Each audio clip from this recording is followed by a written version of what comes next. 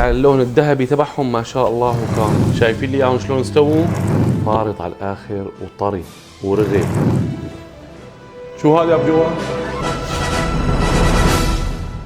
السلام عليكم، نهاركم عربي بالصلاة على النبي، الله يسعد لي ايامكم جميعا. كباب الدجاج بكل خلطاته اللي لسه في كثير ناس ما بتعرفها، رح افرم لك اياهم وتبل لك اياهم واشوي لك اياهم، كل خلطات الكباب الدجاج اللي بتخطر على بالك. خليك معي اليوم وتابع للنهاية، رح تشوف خلطات كباب دجاج لسه ما سمعت فيها. ومن شان ما تضيع معي وتمك متابعني للاخر، رح احط لك كل الفيديوهات تبع كباب الدجاج بقائمة، ان كان على الفيسبوك، على اليوتيوب، على التيك توك، اسمها قائمة كباب الدجاج. بتفوت عليها اي خلطة بدك اياها بتلاقيها. حطيت اليوم كيليين و300 جرام، شوف معي هيك، فخاد دجاج، ما تقلي صدر منشان ما نتقاتل مع بعضنا. فخاد دجاج، فخذ دجاج مجروم مشفى من الجلد، العظم، القرقيط. شوف لي هيك ما شاء الله، وكان على اللحم شلون منظف، حتى من الاعصاب منظف.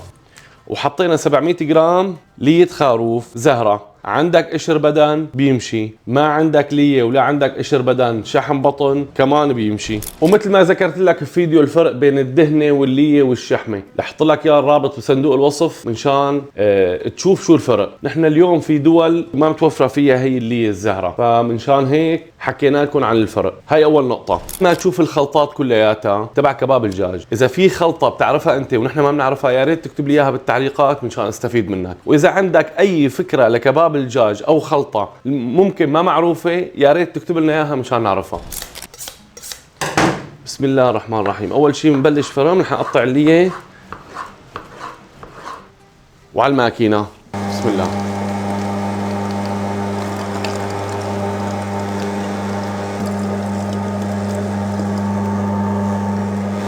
على طول الليه تبعنا او الدهنه او الشحمه اللي بدك تحطها فرمها وشين. لما بتفرمها وشين هيك بتطلع معك، تعطيك تماسك اكثر بالكباب. بعد منها على طول بتنزل بالدجاج كمان وش واحد. فخاد الدجاج ما بتنفرم اكثر من وش. شوفوا لي هيك فخد الدجاج بدون جلد وبدون قرقيط وبدون عصب، منظف على الاخر. شايفين لي الدجاج شلون طلع بعد الفرم؟ وش واحد، لا تفرموا اكثر من وش. هي الفتحه تبع مصفايه الماكينه ياس 3.5، بدك تساويها اكبر كمان بتصير.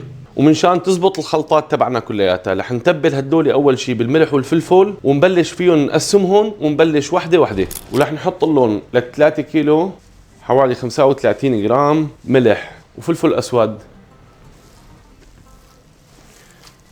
رح تسألني ليش حطيتهم على الطاولة ما خلطتهم بقلب الصينية؟ حطيتهم على الطاولة أول شيء لأنه الكمية كبيرة، لحتى تتجانس وتتماسك لازم تدعكهم منيح كتير. والدعك فيه له أكتر من طريقة.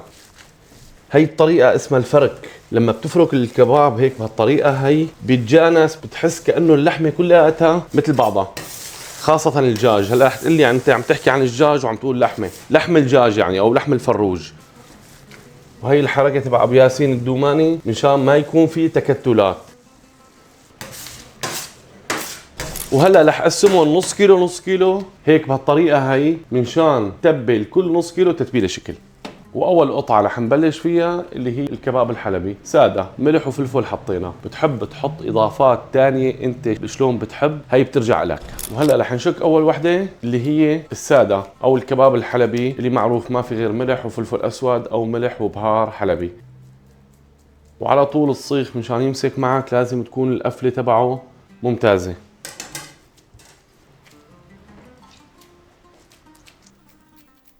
والرسمات هي بتحسن تتحكم فيها انت على كيفك، لانه يعني في ناس بعثوا لي انه نحن ما بنعرف نساوي هالرسمات.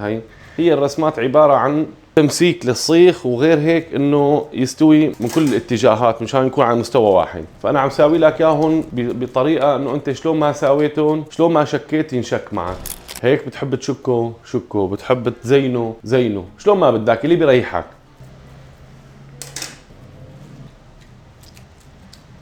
هلا في ناس بشكل كباب بتكتر مي على ايدها، بصير الكباب كله مي. بعد الشك لما بيحطه على النار دغري بيفرط وبيوقع عن الصيخ، لانه انت مكتر له مي اول شيء. ومعلومه مهمه كثير، لازم نسبه البروده تبع الكباب تكون عاليه، ما يكون الكباب فيه حراره بس يكون في حرارة أو تكون نسبة البرودة تبعه منخفضة دغري بيفرط عن الصيخ. في ناس بتحب تشك على الصيخ العريض، في ناس بتشك على الصيخ المبروم اللي مثل هذا، أو بيقولوا له مبروم وهو مربع، لأنه المبروم ما بيعلق عليه الكباب. تمام هيك، وهي عم شكل لك إياها على مهلي.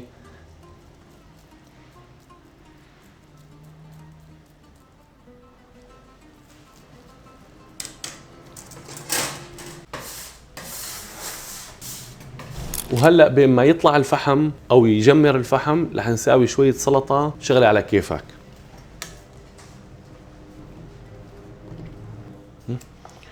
هاي نظفنا الخيارات مثل ما بقول لك على طول، قطع قطعه من هي بتصير هي ثابته على الدفه.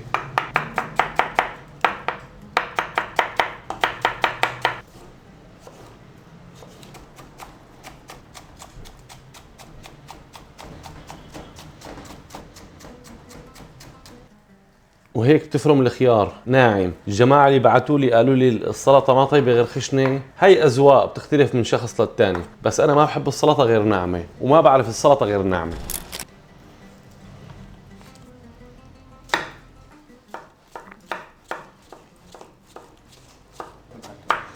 وهي بلشنا بفرم البندورة كمان بدنا نفرمها ناعمة ناعمة.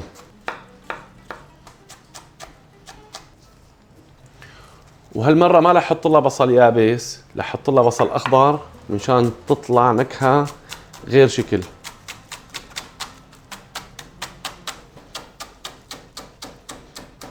شو بدنا نحط لها؟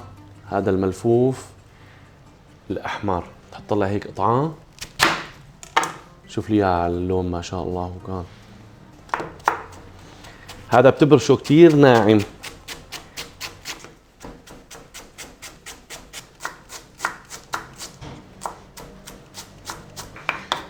وهيك فرمناه ناعم كمان بنعيد عليه منشان اذا في قطعة ما مفرومة تطلع شغلتنا ظابطة. شايف شلون عطى اللون للسلطة؟ شو تم لسه؟ بقدونس. هدول البقدونسات مغسولين ومنظفين. بنحط شوية بقدونس كمان ناعم.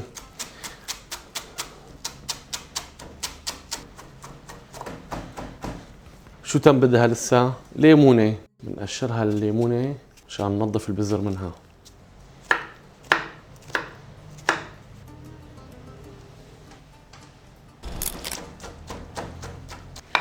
ومنعم الليمونة على الآخر. ولعشاق الحد قرن فليفلة حد،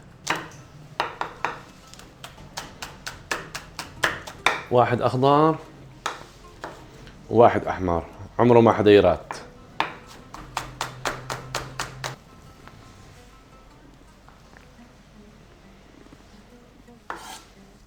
قبل ما تخلط بتحط ملح.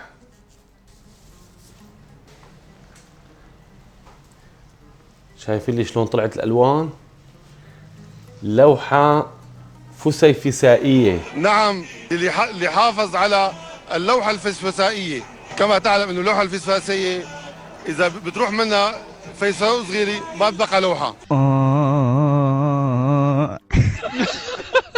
قرب يا معلم، شوف لي اللوحة شلون طلعت، شوف لي السلطة شلون طلعت ألوانها، مشان تعرف انه الميازة خلقت إلنا والتقليد صعب. قرب يا ابو جواد قرب. ترى ابو جواد اذا بتطلع حده، انت اللي دهيت بعلي قلت لي حط لي فليفله وجبت لي فليفله وهي ما حده وهي ما حده. بسم الله الرحمن الرحيم. شو هذا يا ابو جواد؟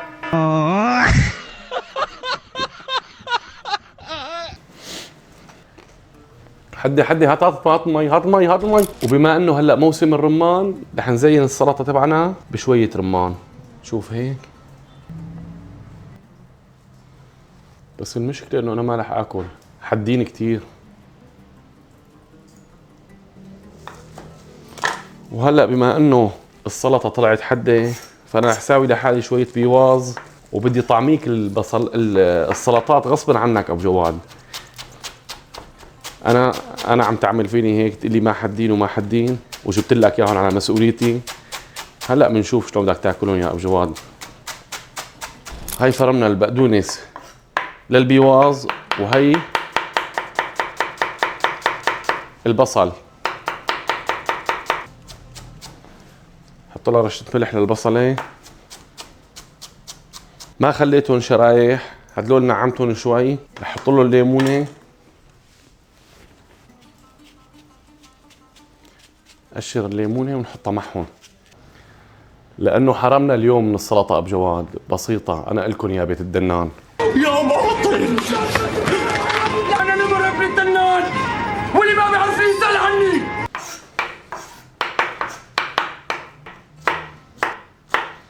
ومثل العادة بننقي البذر من الليمون. اليوم أبو جواد بعد ما عملت المقلب فيني على قولة اللمبي، بدك تلاقي قطع غيار بني آدمين بتطرطش. طول لي بالك. وهي ملح. بسيطة يا أبو جواد، بسيطة. بتعرفني ما باكل حد. ما بعرف. عم تشتغل فيني؟ بسيطة، أنا بورجيك.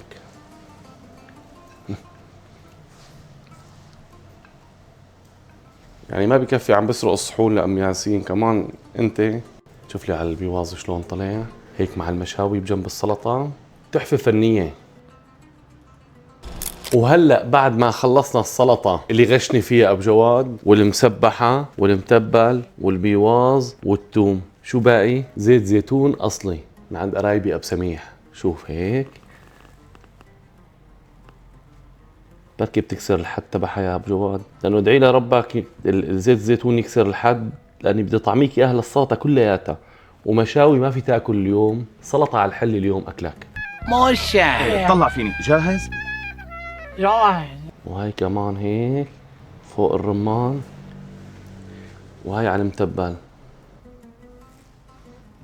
وهي على البيواز كمان، لا تزعل. مع انه في ناس بتقول انه زيت الزيتون على المقبلات اذا كانت الاكله مشاوي ما بيصير تحط، بس طيبه كمان تطلع. الكباب بباذنجان بالخلطة الحلبية بس ملح وفلفل. الكباب العراقي أو كباب الجزيرة بالبصل والملح والفلفل. شلون بدك أي مدينة بدك إياها سميها، الأردن، فلسطين، لبنان، سوريا، بصل وبقدونس وتوم. كباب كبة عالصيخ أو كبة قصابية اللي بدك إياه. كباب حلبي ملح وفلفل أسود. وعملت لكم معجوقة تمام. هيك النار تبعنا جاهزة، نحن رح نشوي بهالقسم هذا بس من هون لهون. هذا لسه ما استوى، ما لنا فيه، وهذا كمان ما استوى. وهلأ لوين؟ على الشوي على طول. بسم الله. رح نقلب اول قلبه هيك. شوف لي على اللون الذهبي تبعهم ما شاء الله. وكان قرب لي عليهم ابو جواد، خليهم يشوفوا اللون شلون بيطلع. والجماعه اللي عم يقولوا لي ملونات ما ملونات، حرام تحط هيك اكل وهيك لحم، حرام تحط له ملونات او تحط له اي شيء يغير لونه. هلا بتشوف بعد ما يستوي شلون بيطلع. وهلا بنقلب ربع قلبه مثل ما قلت لكم. انت عندك الصيخ 4 جوانب، تقلب جنب جنب. اول قلبه كامله، بعدين ربع، وبعدين قلبه كامله هيك. شوف مشان تعرف من تحت ما مستوي. هلا اول ربع قلبه، شوفوا هذا الجنب ما استوى لسه. شوف لي على اللون هيك ما شاء الله. وكان هلا وقت القلب، هلا وقت اللي رح نقلبهم قلبه كامله. شوفون هيك، شايف اللون ذهبي، شايفين لي اياهم شلون استووا، طلعوا شغله ما شاء الله. وكان اسمع لي وزه الكباب شلون عم يوز. جرب بسم الله. هلا هيك الكباب تبعنا استوى. شوف لي ما شاء الله. وكان على اللون اللي طلعوا.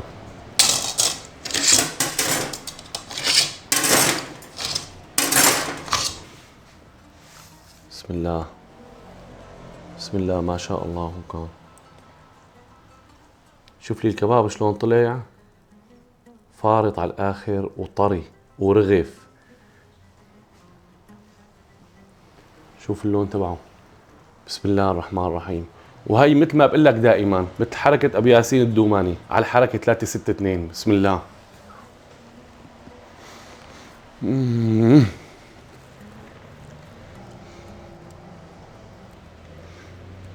شوفها هي هيك، ناخذها هيك مع واحدة مسبحة. بسم الله. شو هذا يا ابو جواد؟ احلى شيء بالموضوع انه انت ما رح تاكل اليوم. ماشي، بأمر الحكومة نحن. شوف اللون الذهبي مثل جناح الدبور. هي لوين؟ هي لهون. بسم الله الرحمن الرحيم. ما فيني اوصف لك يا ابو جواد قديش طيبين وقديش فرحان انا انه انت ما رح تاكل اليوم. عم تجيب لي حد بقلب السلطه بسيطه. شوف لي هي هيك. شو بنحط معها؟ شويه من البيواز هون هيك. بسم الله الرحمن الرحيم.